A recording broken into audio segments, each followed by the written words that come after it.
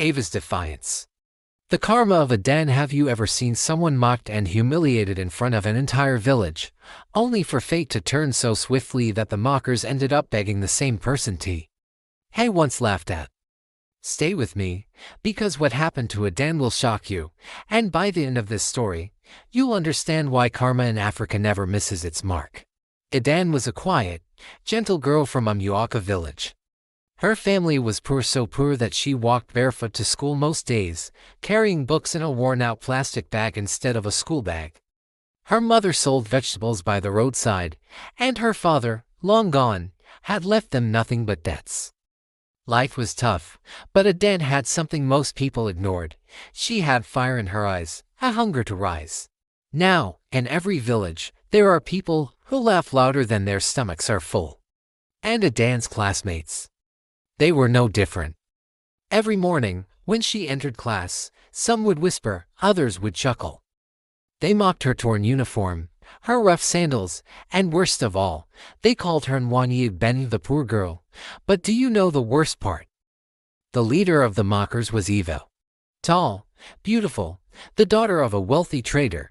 Eva had everything Adan didn't: new clothes, shiny shoes, expensive pens, and Eva loved the attention she got from humiliating Adan. One day, during morning assembly, Eva shouted loud enough for everyone to hear, "Adan, your uniform is so dirty. Even the goats will refuse to chew it." The whole school roared with laughter.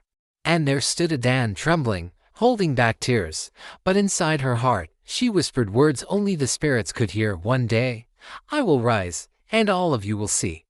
Now here's where the story takes a turn, because life has a way of testing the quiet ones. Years passed.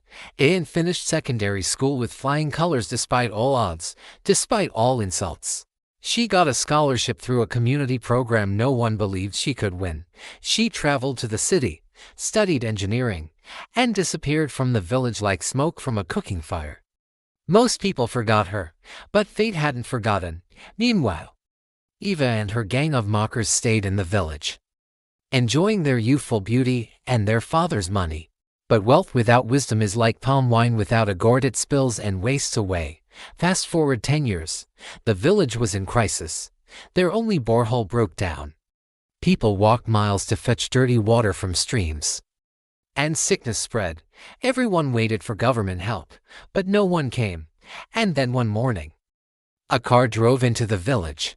From it stepped out a woman in a neat suit, with confidence in her stride. At first, nobody recognized her, until the oldest teacher whispered, "That's Adan, the poor girl." The village went silent. The same Adan they mocked, now an accomplished engineer, had returned. And she wasn't just back, she was leading a project to drill a brand new solar-powered borehole for the community. The very next day, children gathered with excitement, drums beat in the square, and the drilling machine roared to life.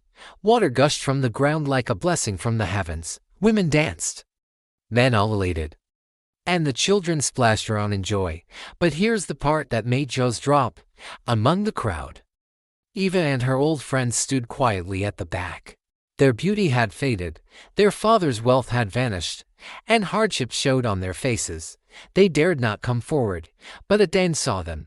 She smiled, not with bitterness, but with grace. And then karma delivered its loudest blow.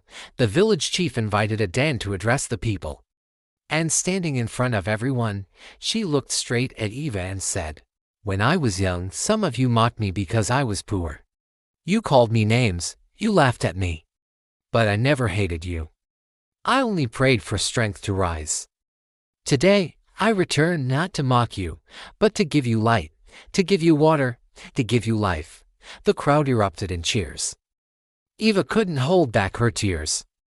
She knelt down in front of Adan, begging for forgiveness. And in that moment, the entire village saw what true victory looked like: not revenge with hatred, but revenge with success. Now here's the kicker. Months later, Adan's company offered jobs to young people in the village. Many of the same people who once laughed at her lined up, CVs in hand, desperate for a chance. Eva too applied. And yes, Adan gave her the job, but not without a condition. Eva had to start as an assistant, reporting directly to her. The once proud girl who mocked Adan now worked under her, taking instructions daily. That's karma. It doesn't always shout, sometimes it whispers. But when it comes, no one can escape it. So, my friend, let me ask you this: have you ever been mocked for being small, for being poor, for not fitting in? Don't worry. Don't worry. Because one day, your success will speak louder than their laughter. And trust me, the whole world will clap for you. If this story touched you, hit that like button, share it so others can hear. And don't forget to subscribe because more powerful true karma stories are coming your way. Remember, success is the sweetest revenge.